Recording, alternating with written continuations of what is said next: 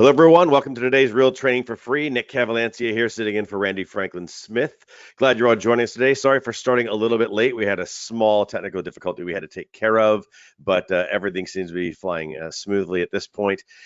We do want to welcome you to the webinar. Today's a very interesting topic that I don't think we've really covered a whole lot on any of our sessions, talking about non-human identities and just talking about the risk that exists there. As you're going to see in the presentation today, there is a lot more non-human identities than you think there are in your organization, and you have a lot less visibility and a lot less control over them than you think you have.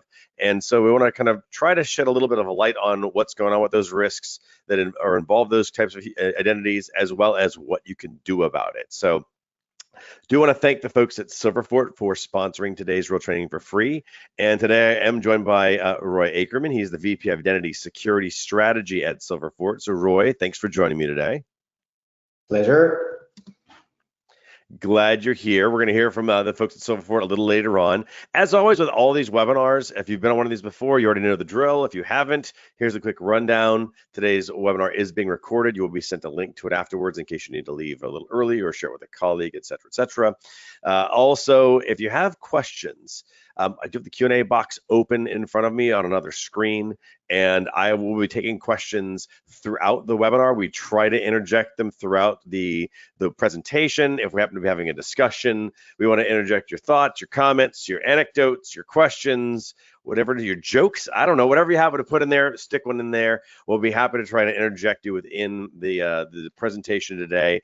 And if for some reason we're not able to do it in real time, we will have some time at the very end for Q&A as well, and we'll try to answer every question and get to those, make sure every single one of you gets your question answered.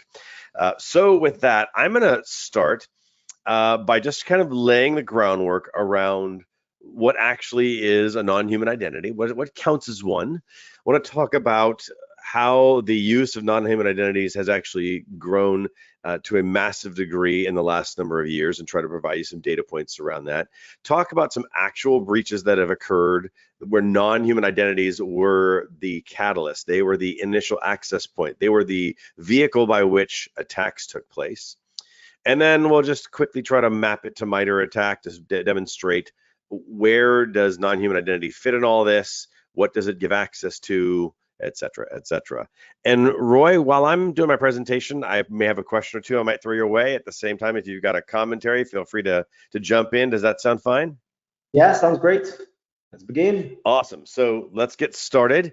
And I'm going to start with just this simple, what is an NHI? What's a non-human identity? Now, I went on the internet, I kind of searched a couple of different definitions, and I sort of liked this one. It's a little wordy, so I decided I was going to use a little highlighting to try and make it a little easier for you. So in essence, a non-human identity is a set of digital credentials, and typically we're considering the permissions or the access that those credentials have access to as part of the concept. Now, of course, a non-human identity is just a digital credential used by, and basically the second half of my highlighting, which is used without human intervention. And I'll show you some examples here in a moment. But it's typically the only reason why we'd ever care about it is because there's a set of permissions that are associated with it. There's a set of privileged access of some kind that's associated with this digital credential that's used without human intervention. Some examples that you may be familiar with, and some maybe that you aren't. This is kind of a quick list of the different kinds of NHIs that exist today. We're usually thinking about, maybe we start with things like maybe like a service account, because you have your backup service account as a simple example. But then we get into far more advanced. It could be tokens, could be API keys, could be certificates, could be secrets, like a passphrase for a script. And you, of course, have admin accounts and so on. So you have a number of different types of sets of either credentials in various modalities that exist today, and they're all used and all granted permissions to do something, because they're utilizing this non-human identity to gain access to some data, to an application, to an API, to a website, to something in order to automate a process, something along those lines. Roy, let me just stop here for a second. I've got some actual examples on the next slide that I want to go through. But in fact, you know what, maybe I'll do that first, but I want to kind of get your take on, is this a non-exhaustive list? So let me hold off on that question. And I'm going to actually first cover where these are. And then I want to ask you if this kind of if this actually meets kind of the standard from Silverfort's perspective. Is there anything missing? So we take this definition, these different types of NHIs, we start applying them. We start with the obvious things like servers and desktops. Those of you that go as far back as I do, you're very familiar with things like machine accounts. Even your Windows machine, when it logged into an Active Directory environment, or even before that, an NT domain, had a machine account. Technically, that's an NHI. We just didn't call it as such, but it was an NHI. But you also see mobile devices, IoT devices, sensors, operational technology devices, anything that's industry specific. And then on the software side, you do see microservices and VMs and even databases and applications and API processes and so on. And basically what we're talking about is something that's going to work to perform some kind of task that a human is not going to need to do. So now I'll stop here for a second, Roy, and I wanted to just ask you from the Silverfort perspective. I assume this is non-exhaustive. I wasn't trying to get everything covered in one slide, but is there anything missing from this? Is there anything you'd add to this? Any caveats or any kind of perspective around what's more important than something else that you'd add to this slide? Well, it's pretty close, I may say. I think that like it doesn't really matter if we're calling this a service accounts or a role, or like a project types of service accounts that we have across the clouds. But at the end of the day, like the categories are what you've presented there, with one caveat or one addition, which is the AI or agentic AI identities that now taking form and being named in different names. So I'll just say that it's just an expandable category, and it's going to change a little bit of how do we speak about NHI. But overall, like pretty close. Awesome. That's really good here. So the next kind of question that goes along with this is, where are these NHIs? Is just really addressing the question around growth. And I wanted to bring up two stats that I found. Those of you that have attended my webinars before know I like industry data because it helps paint a picture of what the entire industry is experiencing. And the first thing here is that the number of NHIs to human identities is, at a minimum, it's generally accepted as like 20 times.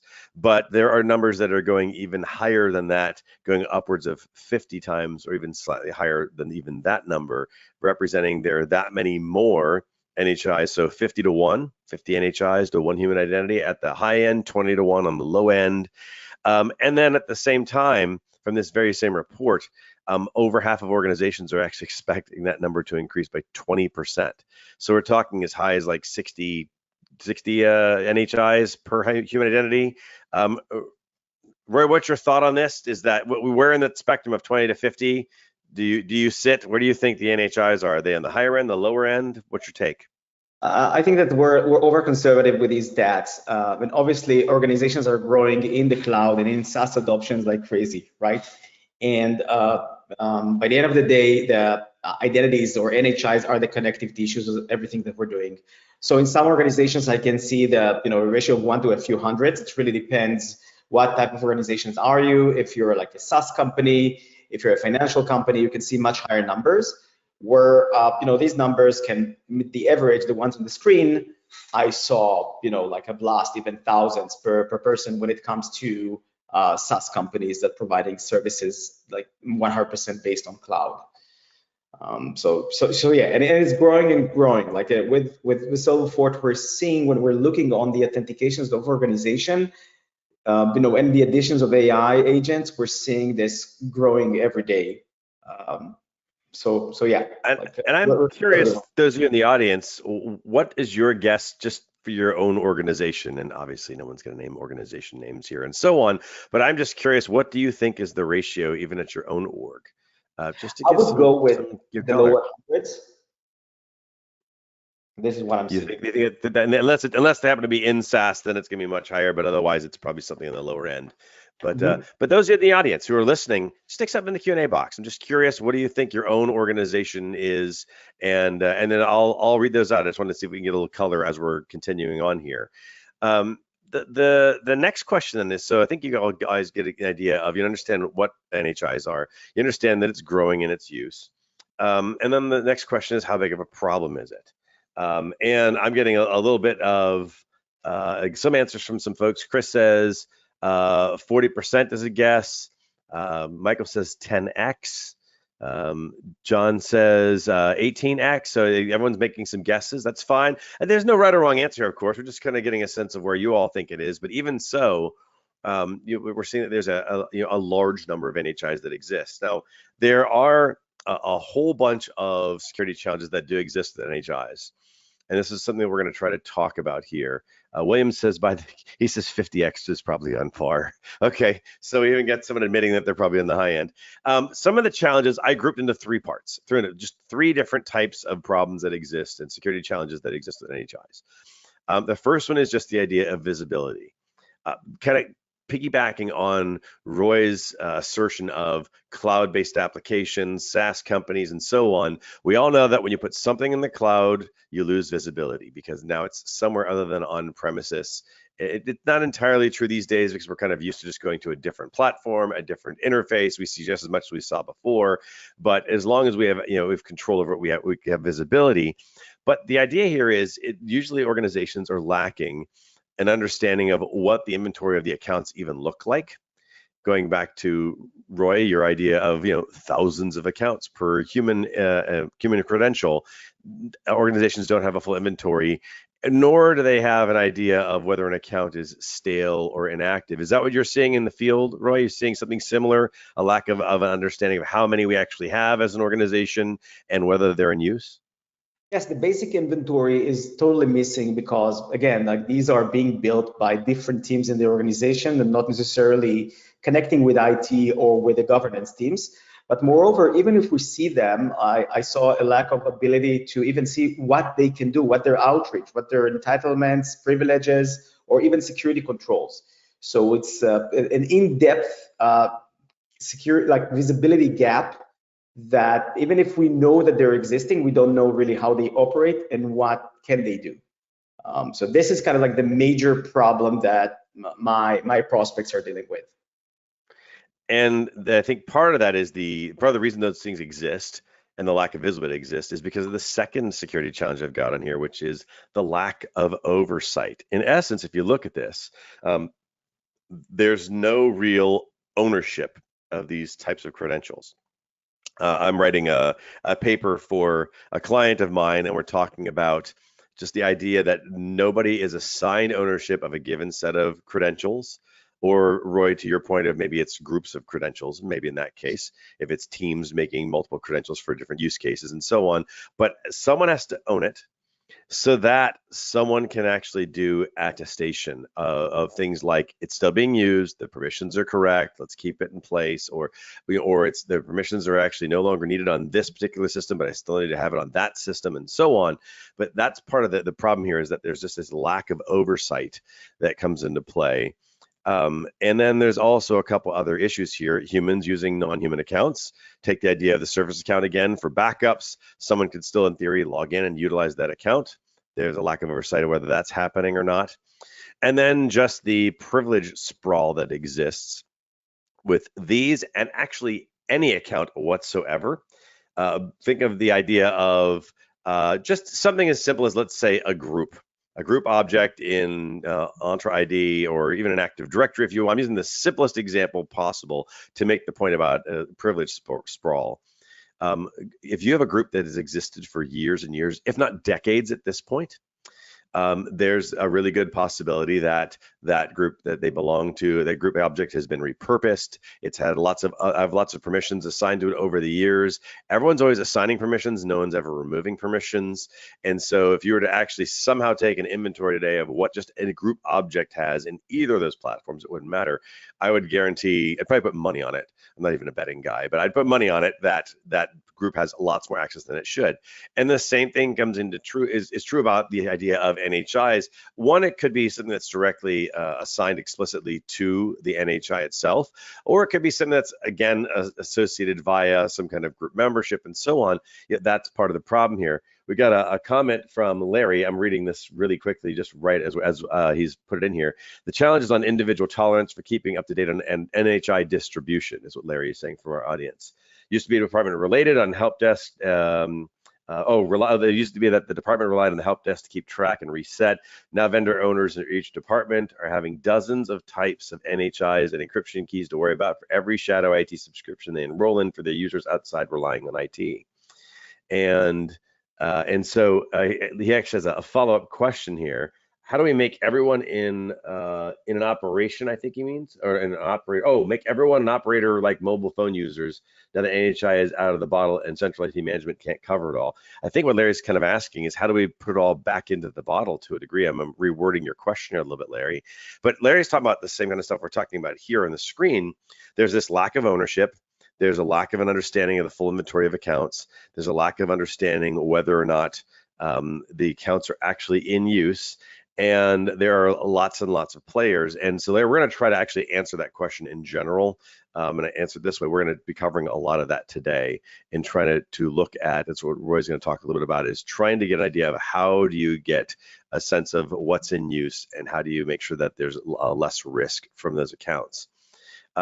Roy, any comment back to this lack of oversight? Anything you'd add here, just where the kind of even going on Larry's comment of it used to be, one person like just the help desk did it, but now you've got every department's got their own. They got dozens of NHIs and encryption keys and so on for shadow IT subscriptions and things like that. In Larry's example, what's your thought about the lack of oversight and how bad is it? Well, it's pretty bad because there's a lot of aspects of the business that are growing, and then we're just like need to cover them, inside. So there's even a problem of discoverability, right? Like somebody's building an NHI, somebody's defining NHI, connect them, CI/CD, right? Like automated pipeline for code is building and granting permissions to NHIs and to others, right? So we have automated processes acting as second party and third party that provision account and provisioning, and entitling machines to do some stuff. And we cannot really see that because the systems that is being used or the platforms that are being used in order to do so are not identity platform. They have that ingredient. And with multi-cloud and, nowadays everyone using more than one cloud, you can even get different names, different types of logs, different like latency of the ability to even see if somebody acts and what's the identity is. So yes, there's a very big oversight problem when you're trying to solve this problem with the native platforms. However, I'll cover how do we solve that, how can we solve that, and how can we make sure that the lag or like the time lapse between the birth of a new identity or a change in identity to the understanding or discovery of an IT or IAM supervisor, it can be shrunk to microseconds, okay? But yeah, like nowadays, everything is growing much more faster and we're lagging behind.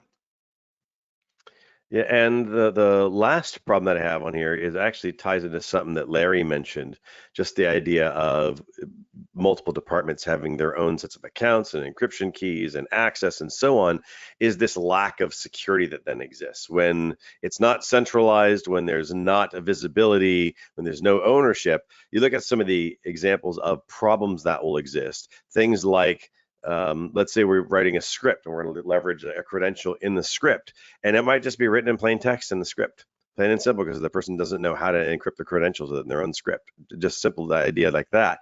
But you also see things like maybe these credentials aren't actually stored anywhere, like in a vault.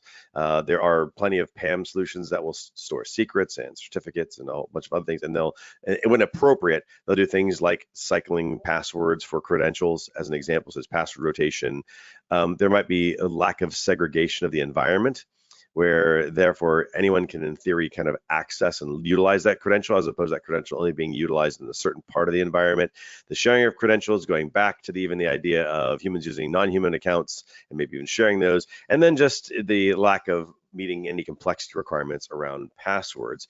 Are there other security issues that you see, Roy, when I'll call it sort of NHIs are mismanaged, if you will? Well, yeah, plenty of them. I think the most important one that maybe it's under oversight or others is that the initial state of provisioning those identities is usually granting them, super admin permissions or very strong permissions. and without any separations between the ones that can create damage or impact the infrastructure and the one that will just use to update data or like to read data from one place to another. So like we see that the systematic way for which we worked when we managed only human identities is not there.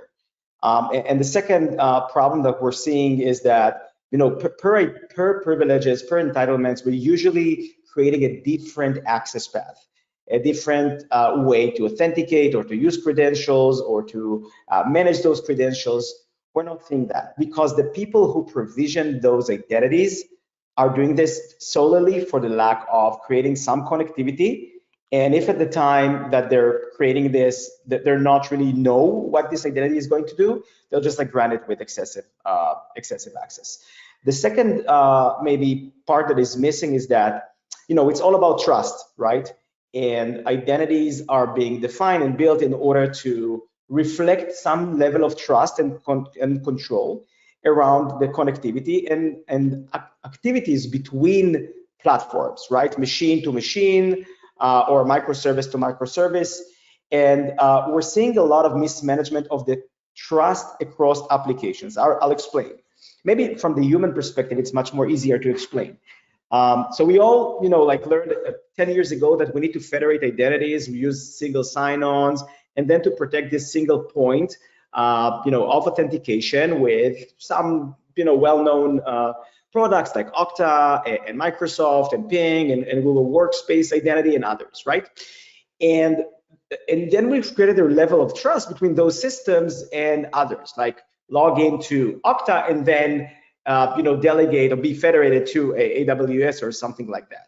So we've created trust and we've managed it. Now with NHI, we see that you know, like a lot of DevSecOps and others are creating keys, creating API keys, creating tokens and others, and allowing one single, I don't know, like cloud instance, let's say Google Cloud, to operate against or with an AWS service on the other side and another account. And you know, this key, let's say that, you know, it provides an access to AWS, doesn't take into account the federation, right? Like the owner, the other machine in Google that will actually use that AWS key in order to do XYZ.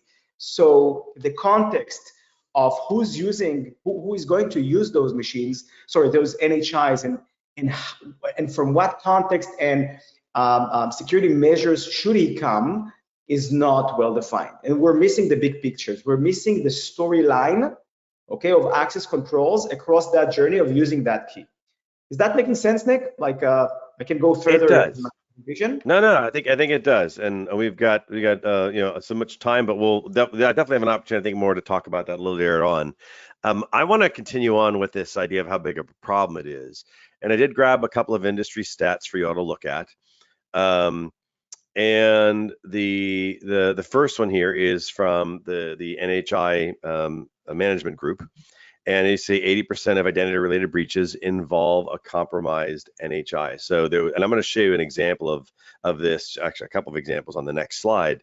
But anytime there's an identity-related breach, there's a high percentage of likelihood that there's some kind of NHI involved there. Then 3/4 of organizations either are certain or they're pretty certain, if you will, they say know or suspect in the survey, that NHIs have been compromised. So there are organizations that go, I'm pretty certain that's actually happened to some degree. And then of those organizations that know or suspect that they've had to compromise, the average number per year is about 3. So it's slightly less than 3 compromises per year. There's something there. And then the last one here is organizations, as 2/3 of them have endured a cyber attack resulting from a compromised NHI.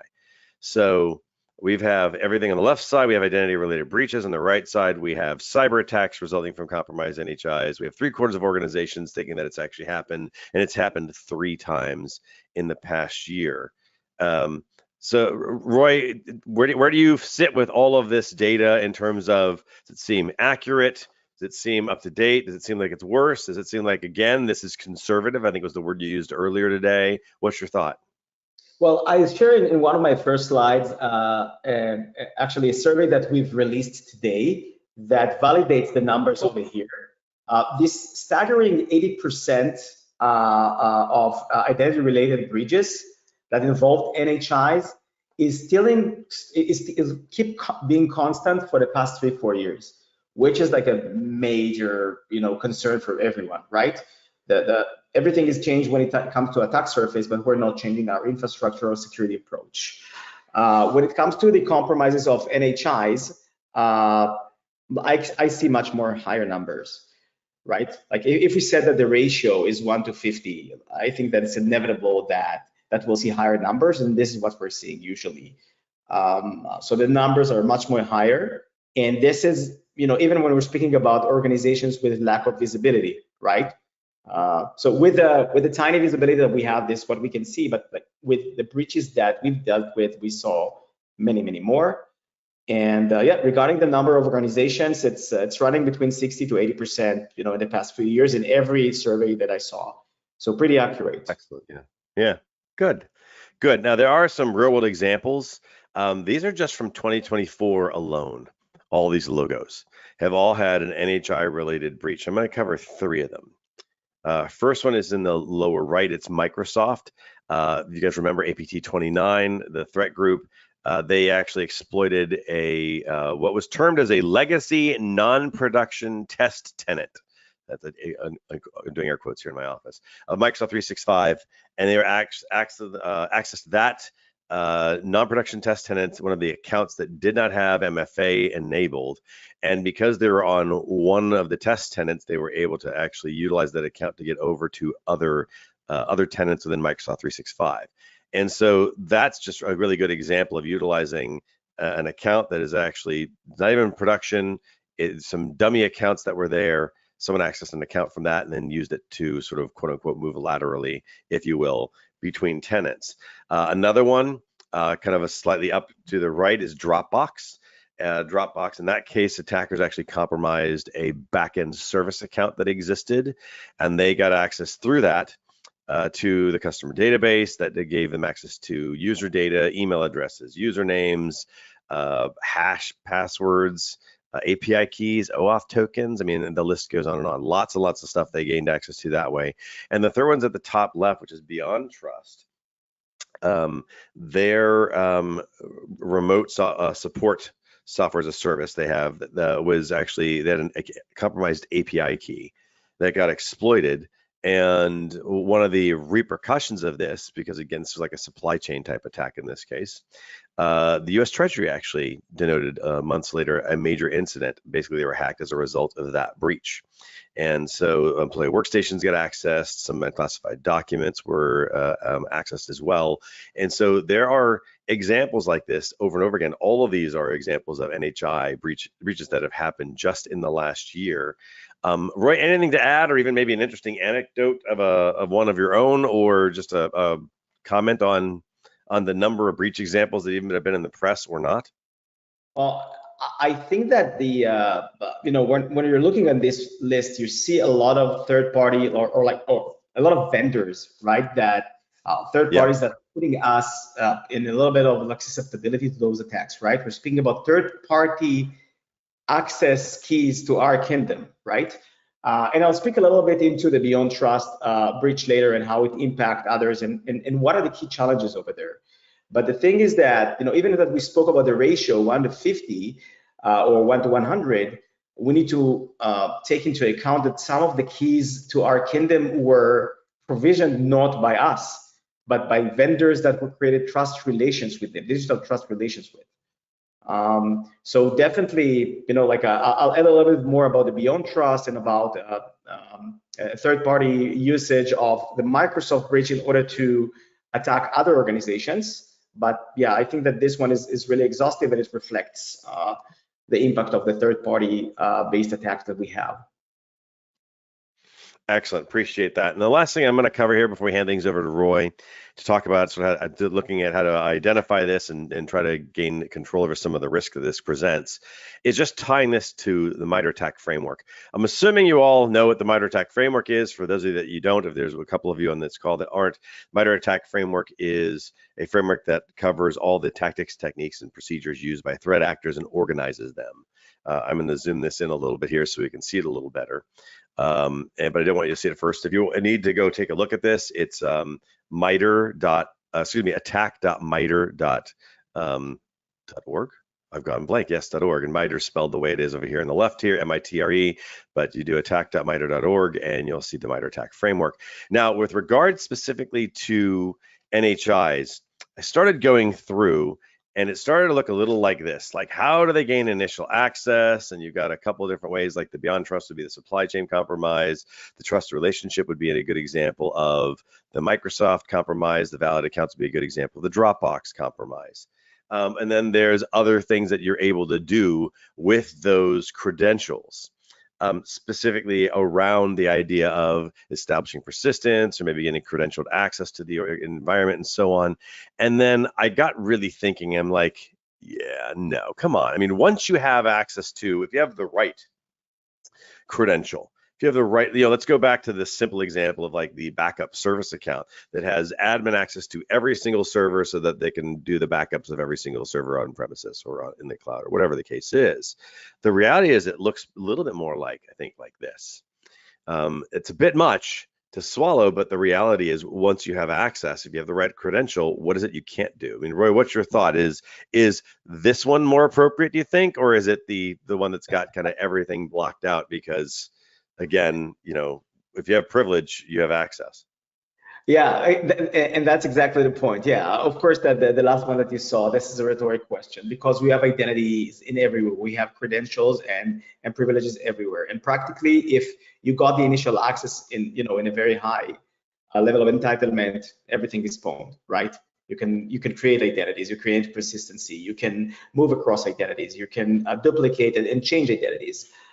You can sabotage the security coverage and security logs and the security stack over specific environments while you're acting.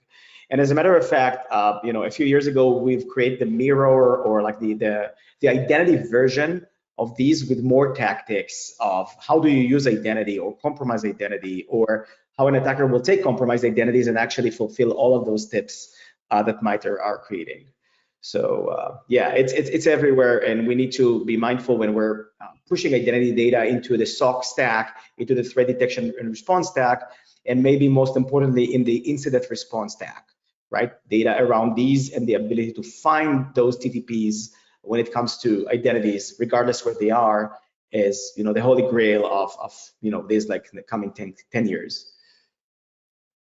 Excellent. So I'm gonna be passing things over here to Roy in just a second here. Roy's going to take a look at trying to create some visibility and understanding the risk of a non-human identity with some visibility, looking at how attackers exploit these accounts, how to figure out what behavioral baselines look like, and just a number of management controls you can put in place to try and reduce the risk that exists with NHI. So with that, Roy, I'm going to go ahead and make you presenter. And once I do, you should see a sharing section of your control panel pop up.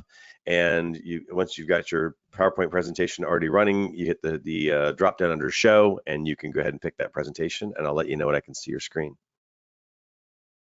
So Roy, if you want, why don't you introduce yourself to the audience for a moment, and while we're all, that way we can stall a little bit for time and give them a sense of who you are and the work you do at Silverfort, and then in the meantime, I'll get the presentation up and running for you once it comes in. Yeah, perfect. That will be a great filibuster, right? 20 years of experience protecting government critical infrastructure and government secrets.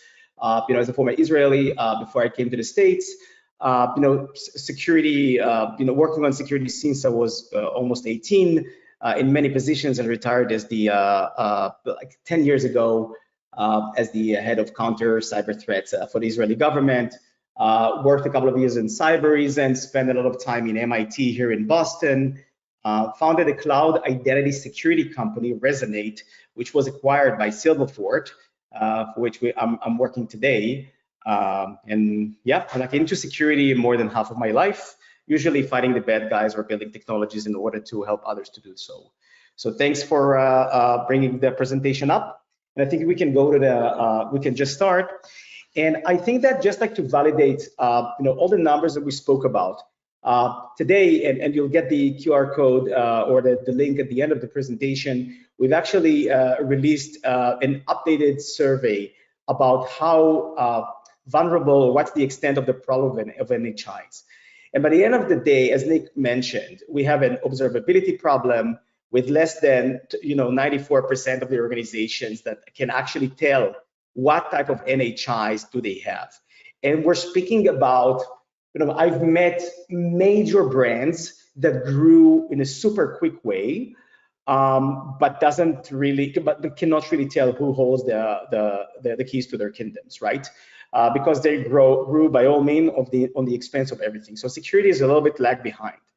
As it comes to the set and forget or the overprivileged identities, in most of the cases, think about yourself. You want to hook in some new integration with, I don't know, like we saw the Beyond and Snowflake and others, or even a SaaS company that helps you to do something much more better. You're granting access, you're building those NHIs, based on a script or a cloud formation that was given to you. We're not really inspecting not just what did they ask to access to, but after we're provisioning the access, we're not looking at what is really used and what are they actually doing, and then right sizing, right?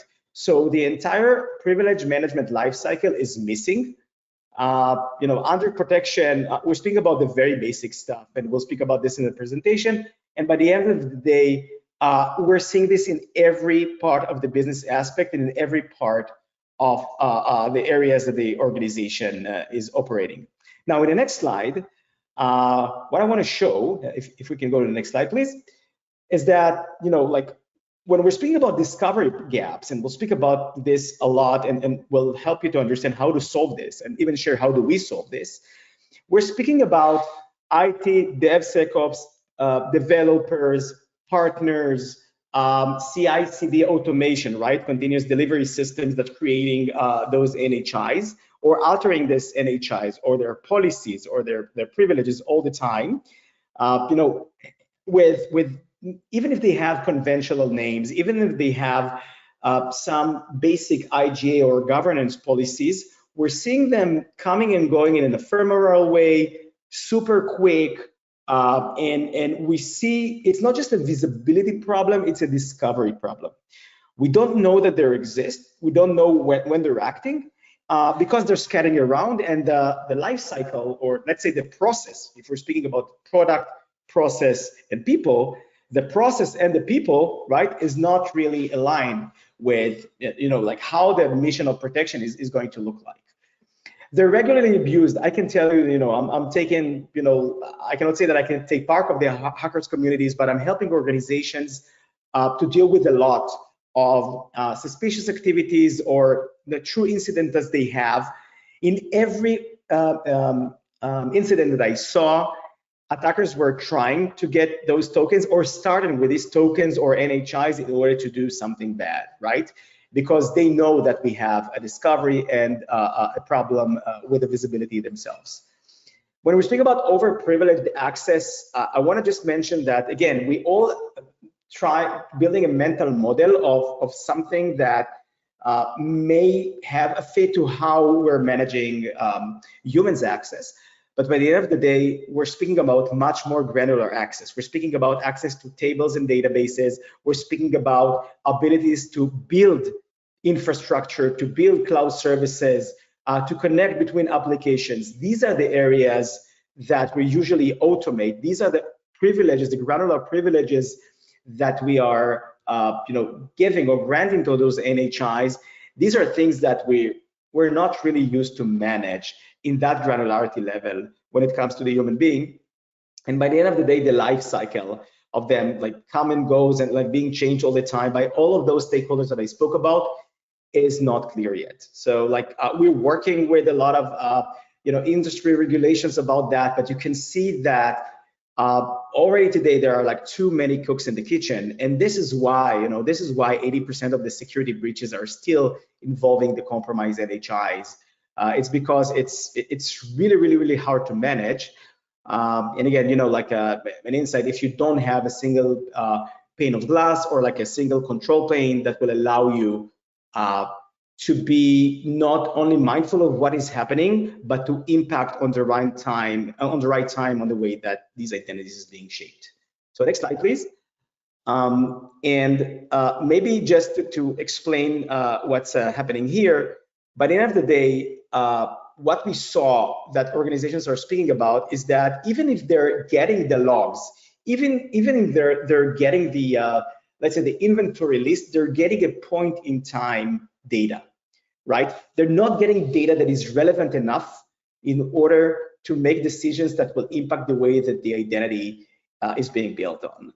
And this is where we're not just like in a right creation problem, we are in relevancy problem and corrective action problem. How do you alter something that is already working, that is already providing value, right? So when we're speaking about visibility, we're speaking about relevant visibility and action-oriented visibility that these organizations are lacking. Okay, it's not just like this sole inventory that we're speaking about. And next slide, please. The second challenge that we're speaking about is that like when we're speaking about overprivileged identities, we're not just speaking about who can do what, we're speaking about role chaining, we're speaking about identity that have access to other resources who have access themselves, and a chain of privileges, even in the same cloud or across clouds and SaaS applications, create tens of thousands of different permissions and commands that these identities can run. And the broad default permissions for this is just like grant all, right? Because yes, we can manage, and access permission to specific files and folders and specific systems. And there we have some sort of like 4 or 5 levels of typical users when we're speaking about people. But when we're speaking about machines, we're speaking about an amount of entitlements and privileges that is unbearable, and they're not just like the direct, the first site, they're like second and third site. And this is where you can find yourself granting access to a very basic application, okay, to like there's a workload that is running a code. This code is getting access to a specific application, and you think that that's it, right? And it has read permissions. But this application itself have access to your core, have access to your databases, have access to your cloud infrastructure, have access to PII. And this is where it's really like we're kind of like proning the DevSecOps and other IT people to create an unintended exposure or unintended reach when it comes to those identities. And it's not just they're they're careless. It's they don't have the right tool in order to experiment, to right size, to forecast what type of access should it be. And it's even exponential when you're speaking about identities that can cross different platforms and not are just designated to a specific application. So the entitlement problem is really, really complex over here. The third challenge, and we're repeating about those challenges in order to set the framework for the solutions, right? That will come up in the second wave. So next slide, please. The problem is that most of organizations, not just like lack the visibility, most of organizations lacks the automated process to recognize when an identity is being born and then enforce immediately security measures or security controls that will allow them to reduce the risk of compromise or to detect that some identities were compromised. So of course that we cannot leverage a form of validation like MFA when it comes to a service account, right? We cannot say, okay, we're not sure that the thing that assumed this identity is relevant, is legit, and it's not a malicious actor by just asking them provide me the risk. And Nick spoke earlier about how do we manage secrets that are overly used or that are in the amounts of thousands or like 100 of thousands, right? So there should be a different way, even that if you have the secret, to validate the authenticity and the genuinity of and the relevancy and legitimacy of the usage of a specific identity. But for now, I would be happy if you guys will throw ideas in the channel, just like to see if we're in the same state of mind. As like the security controls around them were fairly basic. and the context around them was, limited to 0, right? Baselining and others because of the amount. Vaulting passwords in rotations oftenly breaks the vital processes, right? When we're serving organizations for the first times, we're finding API keys or tokens or certificates or roles or service accounts that are, I don't know, 5, 6 years old. And when we're asking them, we're of course, running a posture check on all of those, and we're finding that they're rarely rotating their credentials and privileges. And we're asking why. And they said, like, listen, since day one that this process was up, that this NHI was used, we couldn't stop it, right? It's essential for the business. Some of the passwords or some of the credentials are embedded in a way that we cannot really disrupt that. Oh my God, we're locked with a specific brand, I don't want to say, of vaulting that is not allowing us to run the rotation in an easy way. So we're still trying to use these NHIs and to protect them as we use the old systems, right? With credentials and secrets exchanges that are really hard to maintain. And I think that the secretless world and the passwordless world are coming up because the problem to manage this in an efficient way, against the velocity of compromises that we're seeing them. Human-centric controls leave them, under protected period. And we'll speak about this in a second, but we'll speak about ownership.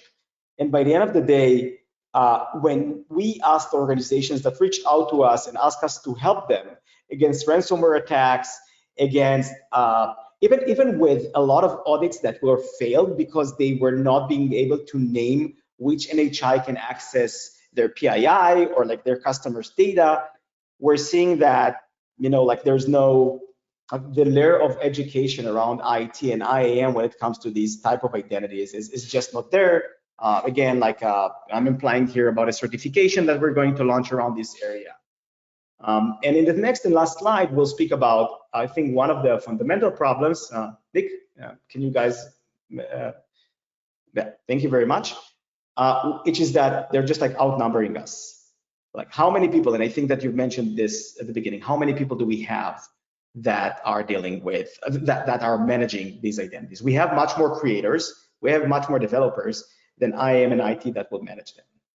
So overall, I think that, we all agree that the problem exists. We all understand why the problem is here. And then within speaking about real-time scenarios in the next slides, I want to, next slide, please. Yeah. I want to, set the framework for what we're going to speak about. At the beginning, we're going to speak about this from 3 different attack scenarios, or like real attacks that Nick mentioned some of them, and after that, we'll speak about the best practices of how to solve for this. But I do want us to agree about how these challenges meets reality. So we have a bidirectional dependency, which means that we're humans, we're using NHIs in order to automate some procedures, some crons, some jobs, but by the end of the day, we're granting them access and they belong to us. But we're leaving the organization, we're delegating the usage of these NHIs to others. There's a bidirectional dependency between humans and NHIs, and if we're not protecting both the human who created or can alter and change and supercharge this NHI with more or less capabilities, it's like we're not protecting anything, right? But the second problem is that we have an ownership problem. And these are like stats that we didn't really publish yet, but we can find that around 60% of these identities do not really have owners. Basically, when you're going even to Azure Active Directory, or you're going to Google Cloud, or you're going to other SaaS applications, and you're trying to figure out in the change log or the log management who created this identity, you simply cannot say that. And you know what's the second problem? Can I delete it? I don't know if, if it's not being used continuously, does it say that in 3 months from now, there's any procedure that will try to use this in order to run a critical process? So when we're trying to protect, this identity end to end, you need to take a human into account, but when we're trying to protect it and to change the security measures around it, we need to have those humans helping us to fill in the gaps about their usability. And when it's not just like simple way to change the security measures around them. We need to involve the entire stack that is using them and the dependencies.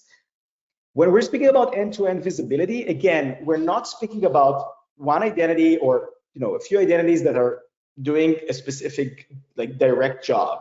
We have interdependencies between identities, right? Think about this, like I have a workload that is running a process that hands a specific file to a specific directory, and then I have a script that leveraging an API key that is, like reading or like intercepting into that folder 20 times a day is trying to do something. When I'm changing one and not really taking into account the other, I can be lost, right? Like I can stop something very bad. I can create something very, very bad that is happening. So the ability to see that chain, to understand these interdependencies is crucial in order to be able to manage a security lifecycle of them. We'll speak about streamlining governance and rapid threat response, in the next slide. But these are the ones like these 5 topics are the most important one to solve when we're picking a product, when we're creating a process or processes for the lifecycle management or the security lifecycle management, and when we're trying to deal with a threat that is incoming or with an audit that is coming. Next slide, please. There's a question from Aaliyah in our audience. Aaliyah is asking, will PAM solutions mitigate some of these risks associated with NHIs, specifically service accounts? Fantastic question, Alicia. Thanks. The basic answer, and again, it's not just my opinion, it's what we're hearing with a lot of our customer, that it's simply not. And the reason is that PAM solutions were built in order to monitor, in order to oversight pretty stable identities, like human identities, and the creme de la creme, the top of the pyramid. And they're like, we have a deterministic, almost deterministic behavior and almost deterministic entitlements.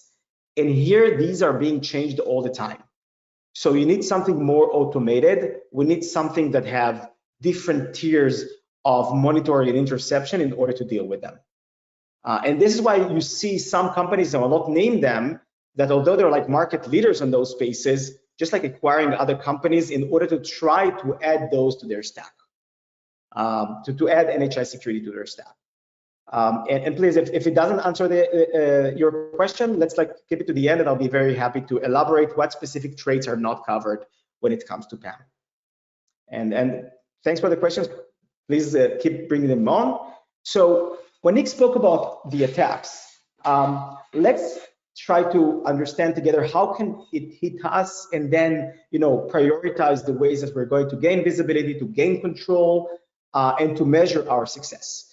The first event that I'm going to speak about, the incident, next slide please, is about the US Treasury breach. And when we know that it came from a specific vulnerability or like breach that Microsoft had, by the end of the day, we're speaking here about, and Nick, the reason that I'm repeating those things is to explain exactly how all the gaps are coming together in order to inhibit our ability to respond, to enforce, or to protect against those attacks.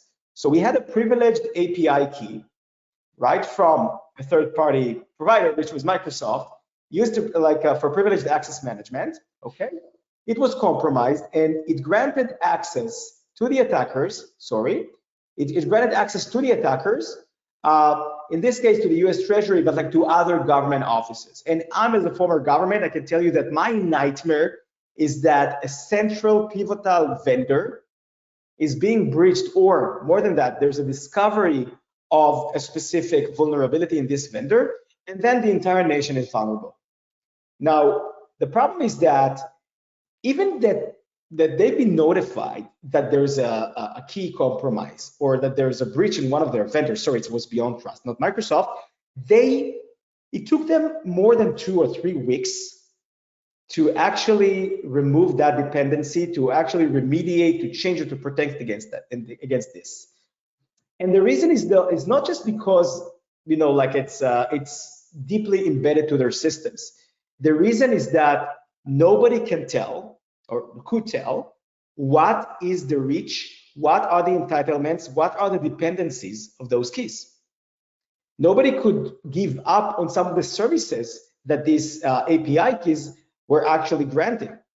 And this is where you can see that even if that this thing was discovered in December 8th, and that the advisory on these things was published on December 16th, on the same day the attacker got the access and then chained themselves to other users and other capabilities in order to execute administrative commands on those areas.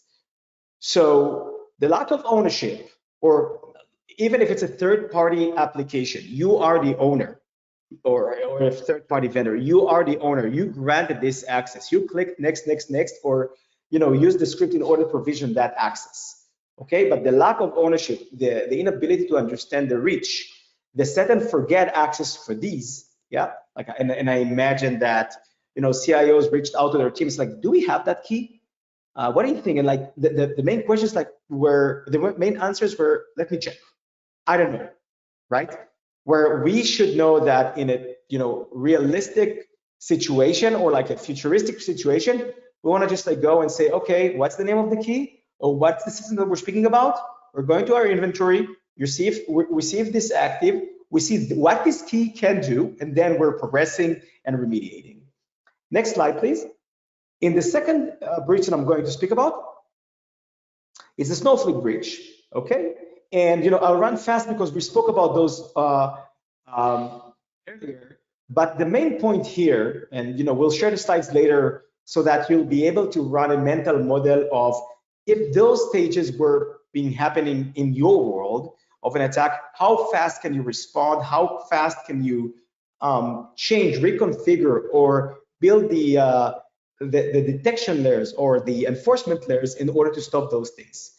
But without getting into details, we're speaking about overprivileged tokens and with weak authentication that led, by the end of the day, a financially focused attackers to just write a campaign on all the customers, or most of the customers of Snowflake, and just like taking tokens that had permissions that they shouldn't have, like in other words, they had an unnecessary attack surface or unnecessary blast radius, and just taking advantage of them, and like the results are like huge damage to reputation and more than that.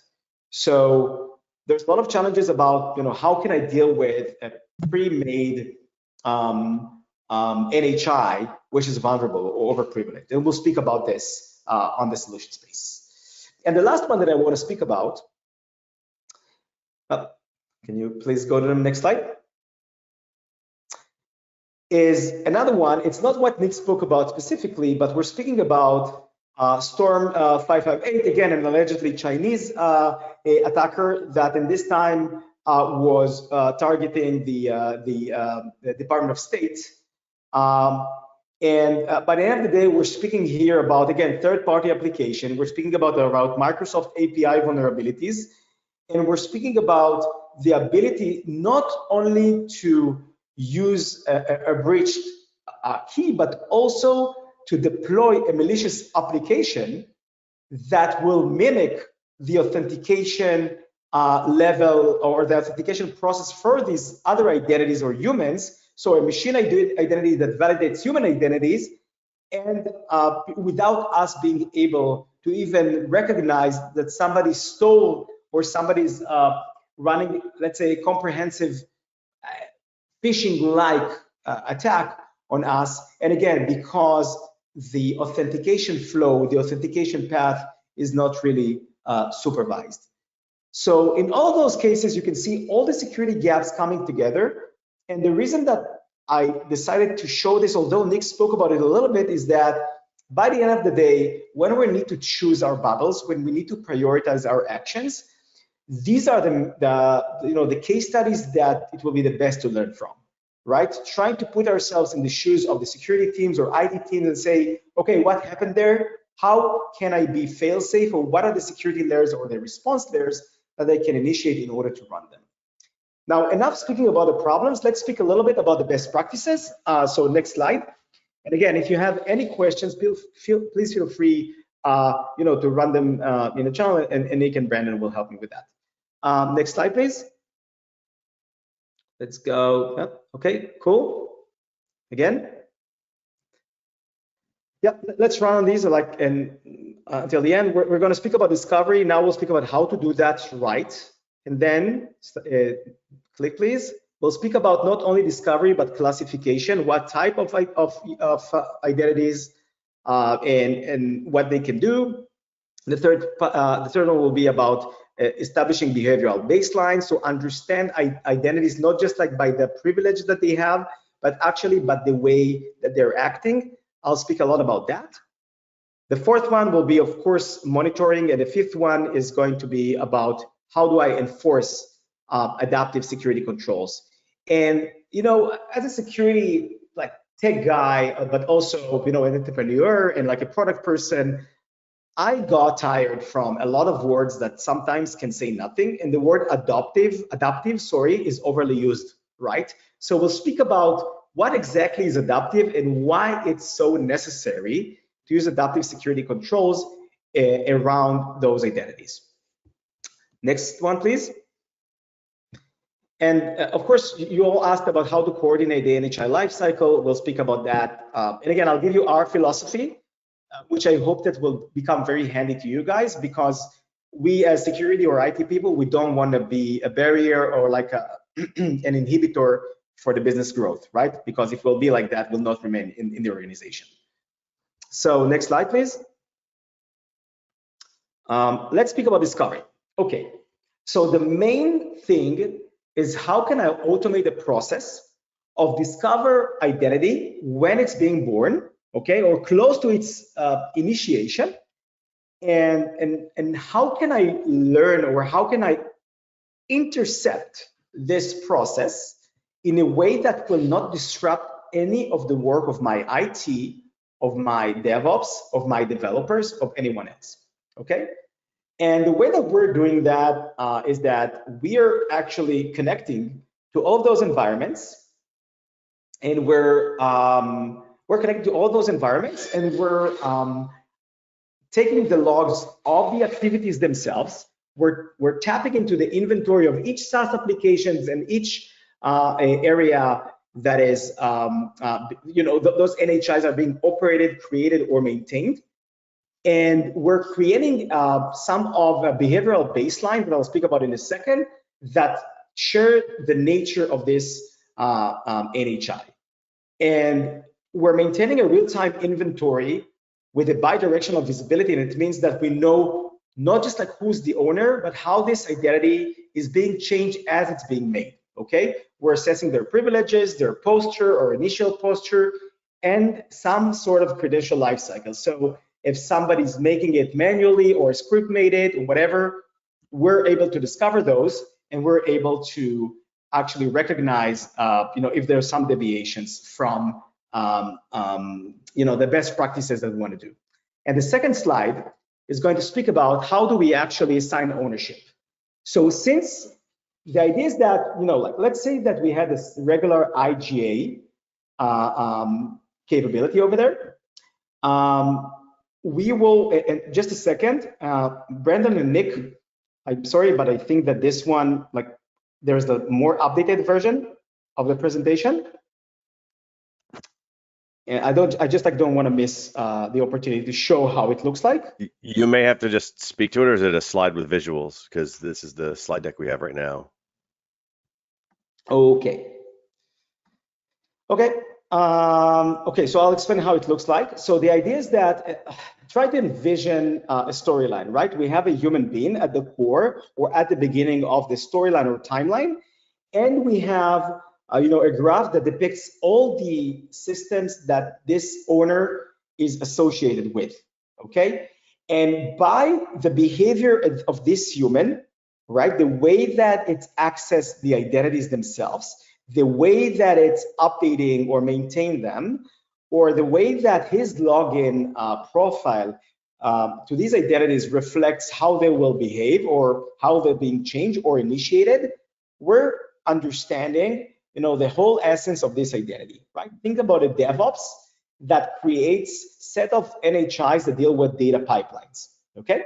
Think about, an IT person that create a lot of API keys to, I don't know, Salesforce in order to connect Salesforce to other adapters of, I don't know, AI over Salesforce and others. So it can understand the type of identities based on that person activities. So based on, again, activity logs, behavioral logs, we can understand what part this identity is taking of like a greater project. And again, this can be done automatically as the visibility and discovery. And the whole essence is that you will not, or you don't need to intercept the process of creation, right? You need to give better tools to your DevOps, and you need to make sure that you're part of the cycle. So once you're understanding who created those identities, once you build a behavioral profile around them, once you ran this interactive or real-time-ish inventory, then the fun begins, okay? And the third part, the next slide, is going to speak about, next slide, please, is going to speak about how do we profile them. Okay, what is profiling? So let's start again from the beginning. Someone, DevOps, IT, third-party partner, created a token. This token got some delegation of privileges. There were some basic ground rules and security controls on it. And this identity is starting to act, right? Let's assume that this identity is overprivileged. Let's assume that the credentials for this identity are very weak. And let's assume that, there's this identity is continuously interacting with other systems, right? That we have in our inventory, and we already know that there exist. And the idea is that the definition of this identity is based on what this identity is doing, right? You are what you do. And by streamlining the logs of these identity activities and the way that we're changing the configuration, we can actually give a name, and we can actually understand what this identity should do, right? Or can do and actually do. And based on that, we can actually start to enforce almost automatically, almost a few hours after this identity is being born, we can alter the security controls and the requirements, and we can separate the privileges and the entitlement that it has, the privileged one, the basic ones, or the one that getting just access to sensitive assets, and then to enforce automatically security controls around them. So with our system, for example, with Silverfort, you can see that the baselining is happening not just at the moment that an identity is born, but if we're coming to an organization and these identities are already exist, we're looking 90 days back, like 360 days back, and we're creating that profile almost instantly with our machine learning. And this is where we can actually help you to separate the privileged and unprivileged identities, and to build authentication paths and monitoring path around them, okay? And that's the important thing of how can we create a continuously corrective action almost from day one that the identity is being linked. The next one, the next slide, please, is like how do we enforce? And this is, I think, the most important thing that if you'll take from this presentation is that when we're speaking about enforcement, basically we're speaking about situational conditions based on every non-human identity, imposed on every non-human identity from the second that it starts to operate. And what I'm trying to say here is that we can chase those identities and we can discover them and everything is good, but by the end of the day, there's bottlenecks or like central points that we need to be at and we need to define so that regardless of this identity is new or old, it will need to go through that path, okay? So the most important one is risk-based enforcement, okay? Since the identity is being born, we know, if we did the discovery correctly, we know what the security posture of this identity is, right? We know what type of credentials it has. We're starting to see where it's accessed. We know the level of privilege that they have because we have a single pane of glass that shows us everything almost right away.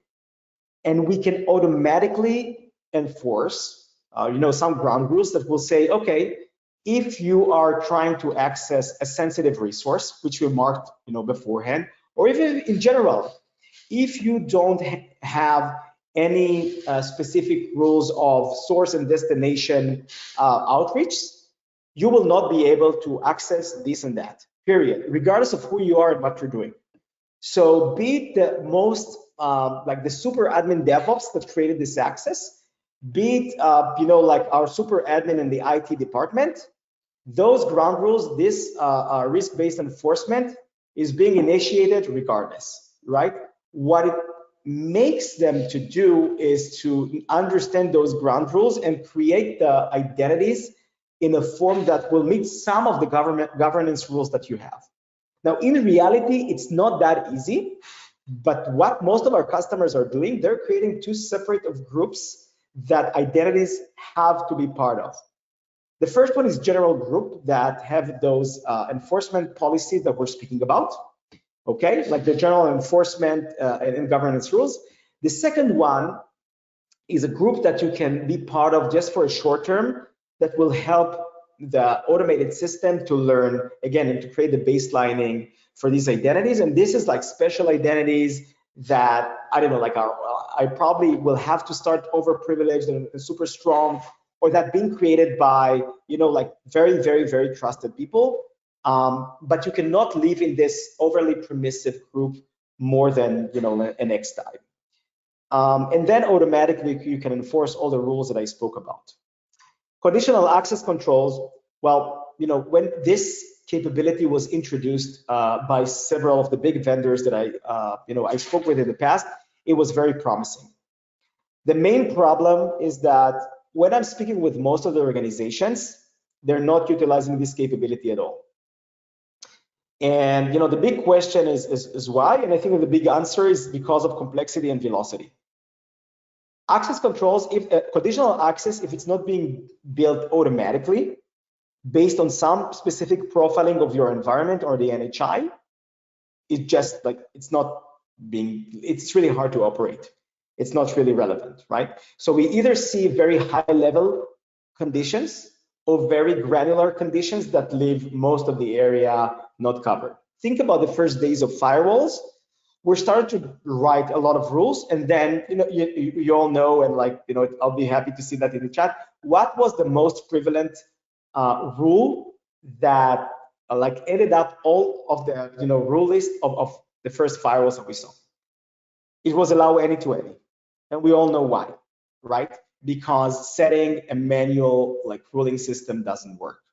So if you make this ruling system based on pre-assessed risk when the identity was born, which is based on a specific posture and security control states that need to be there, you're winning at least by limiting the attack surface of this identity from day one and then expanding.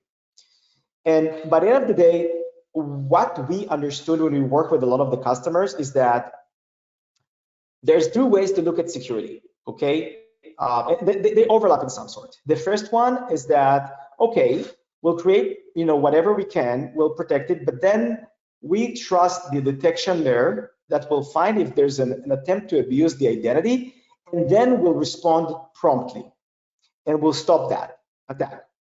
The second one says that, no, we will create a way to validate if any use of the identity is legit or malicious as part of the authentication path, as part of the authentication journey.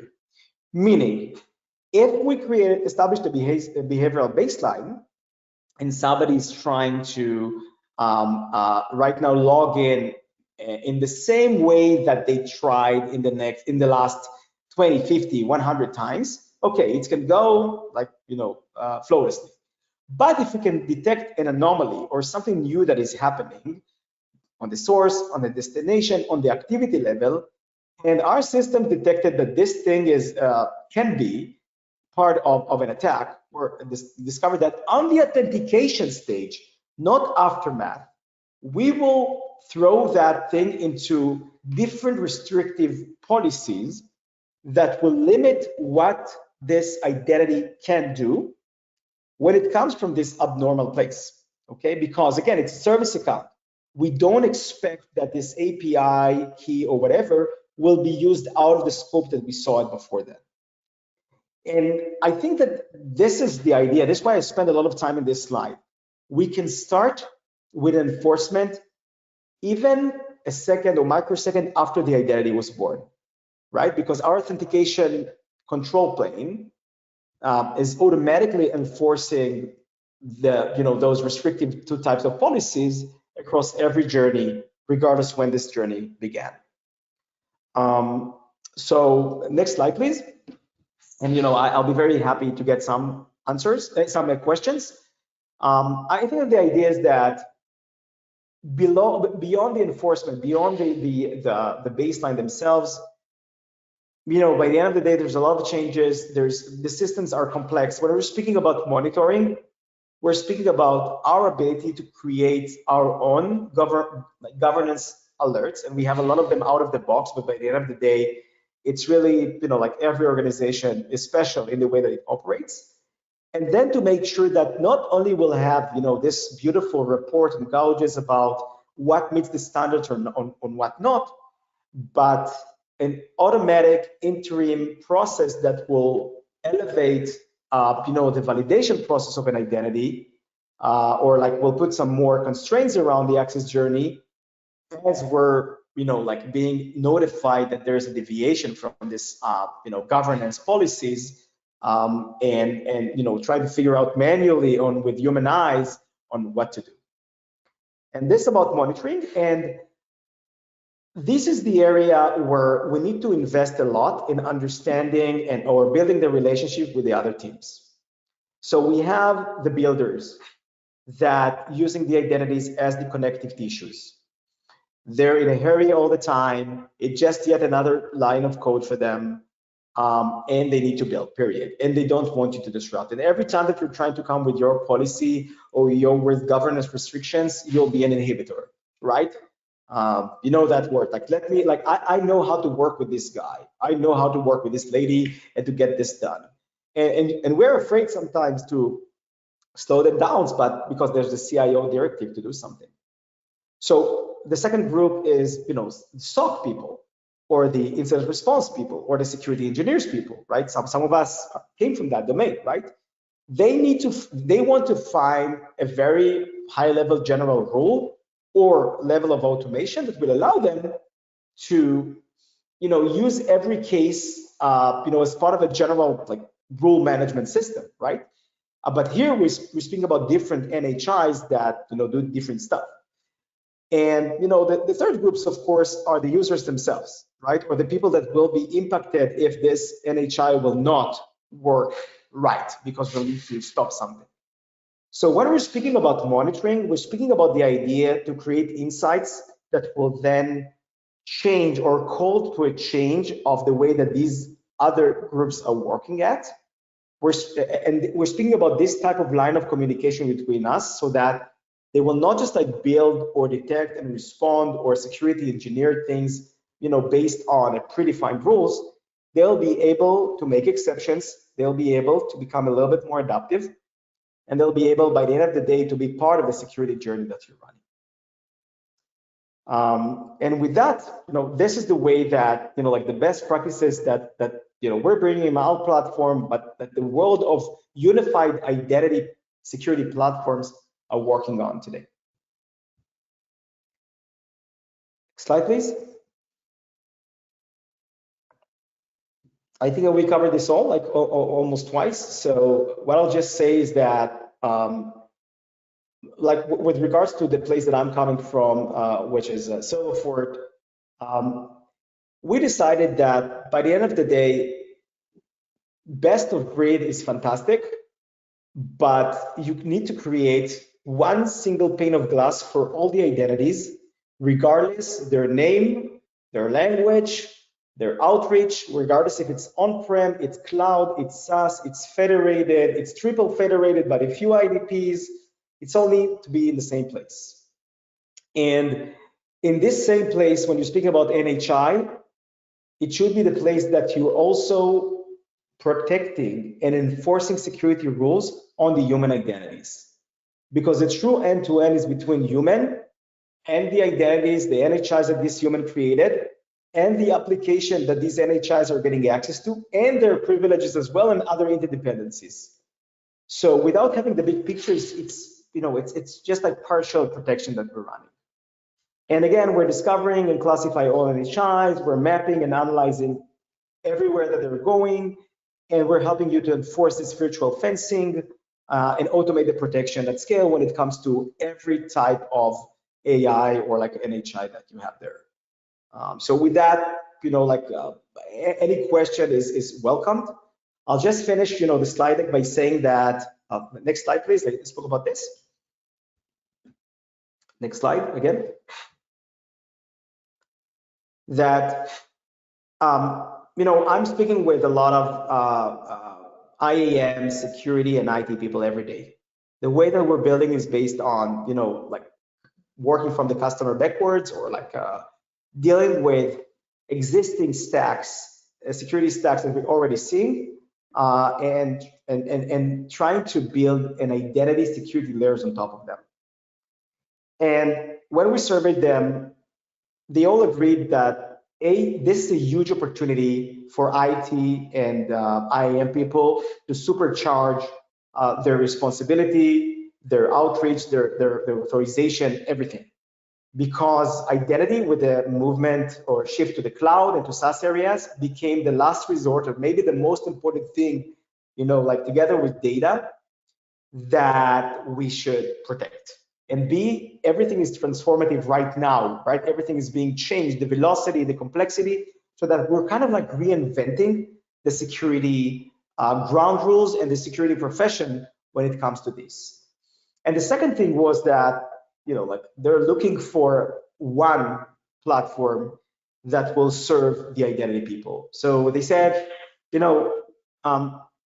cloud DevOps or like cloud security people have their own, CNAPP capabilities.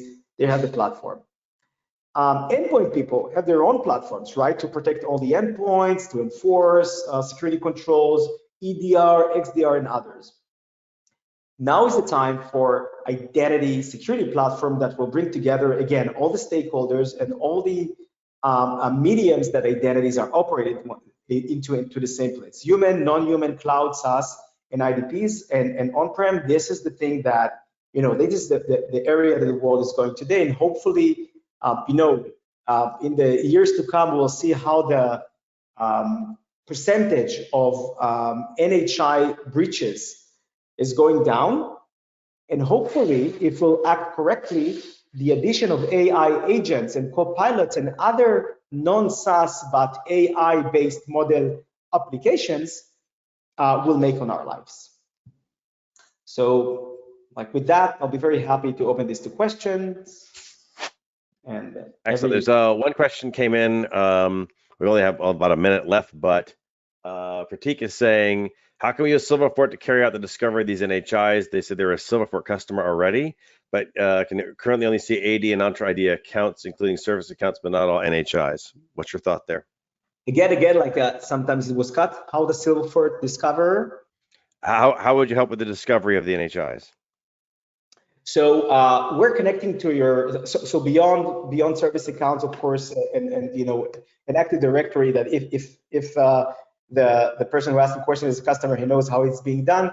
We're connecting to all the IDPs and the critical SaaS applications and the cloud vendors, and we're doing the same, almost the same as we're doing with Active Directory, right? We're pulling the inventory in the change management system near real time. We're pulling all the behavioral logs, and then we're making the correlation on discovery automatically. So basically, within seconds, you'll be able to sue every new identity that is being born, and you'll be able to enforce the security ground rules that I spoke about. And to this customer, like, I'll be very happy to chat separately, but we're launching this model nowadays, and I'll be very happy to let you test it out. And last question comes in from Bonga. Bonga says, with heavy investments already in XDR platforms, and puts in parentheses things like behavior analytics and conditional access, what's the competitive advantage for Silverfort? So I built an XDR in my, like, two companies ago, okay, when I was like VP of product innovation. XDR is a fantastic tool. The only problem with the XDR is that it's chasing alerts and correlate them. The competitive advantage, what I spoke about, is the enforcement level. It's not a reactive enforcement, right? It's happened as someone authenticate, not aftermath. And that's the competitive advantage. So to give you a differential situation, when we're detecting an attack, or sorry, when we're seeing something anomalous, which we don't really know if it's an attack or not, we will automatically set the set of policies that will impact this authentication journey of this identity immediately to be a little bit more restrictive and to validate the identity behavior before we even know that there's an attack. So we'll change the course of action of this identity, okay? And this is where XDR is still like, we're waiting to understand that there's a problem, then we're triggering the conditional access. Usually it can take hours or days before this is done, right? In phishing, it can take minutes, but you know, like the identity is pulled. So this one is real time and enforcement. The other one is reactive and more response oriented. And I'll be very happy to speak about specific use cases if we had them. Awesome. So we're 2 minutes past the hour. We started a little bit late, so I'll add this last one here from Larry, and then we're probably gonna have to cut things off. But if you're submitting a question in, please put it in, and someone from Silverfort will reach out to you directly and get your question answered. Larry says it'd be interesting if you would talk about if you have agreements with SaaS providers that won't share logs, even if our users or NHIs are connecting to dedicated tenants in their cloud because they claim it would disclose multi-tenancy. Do you have any, if you don't have access to logs, do you have any ability to see into other cloud providers and see what NHIs are being used by, you know, a given organization? Well, like if you don't have visibility, can you have visibility, right? I think that yes, it's kind of a yes, but yeah, what do you have for them? So the idea is that you either get this from the vendor, or these are in-app or in private app logs that can be created, right? So like an Active Directory, if you're not, you know, working with Auth0, or if you're not working with SAML or whatever, it's a problem, right? But most of the critical applications that we're seeing do share these logs, or at least a digest of these logs and behavioral traits. But yeah, it must be based on logs that the vendors are sharing. Awesome. I think that's the last of the questions that we've got today. Again, if you're typing one in, go ahead and finish it up. Someone from Silverfort will reach out to you and get back to you directly and answer your question. Roy, thanks for a great presentation. Appreciate it. I appreciate the commentary that you gave and the discussion we got to have a little bit during my portion. So thanks for being here today. Thank you for having me, and you know, we're very happy to speak with everyone individually and give some more depth to everything we spoke about today. Awesome. Thanks again. It goes to Silverfort for sponsoring today's real training for free. Thank you all for attending today. Hope this was informative and educational for you all. That's the goal of these sessions always. So thanks a lot for attending. This is going to conclude today's webinar. Thanks a lot, and we'll catch you on the next one.